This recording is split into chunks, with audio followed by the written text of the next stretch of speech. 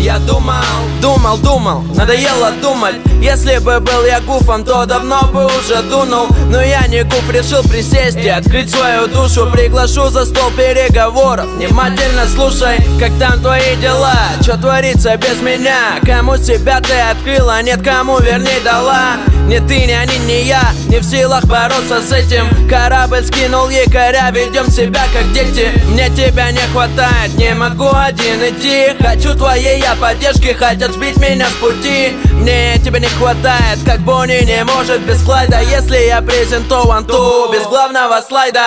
Ты можешь быть лучше, часть моей суши. Давай без чуши, заглушка ловушек. Давай без прицелов и мушек. Путаем берега, кто куда, мы бега.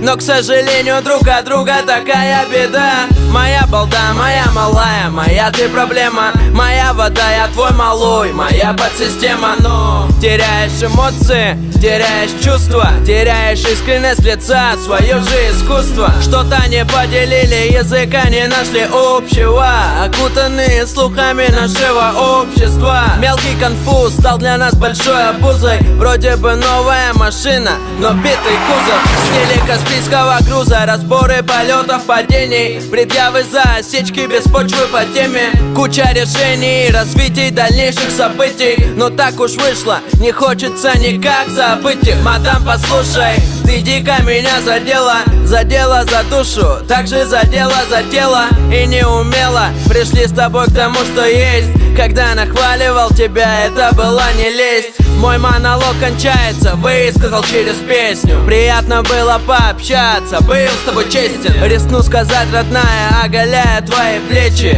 И как привык я говорить тебе, до скорой встречи.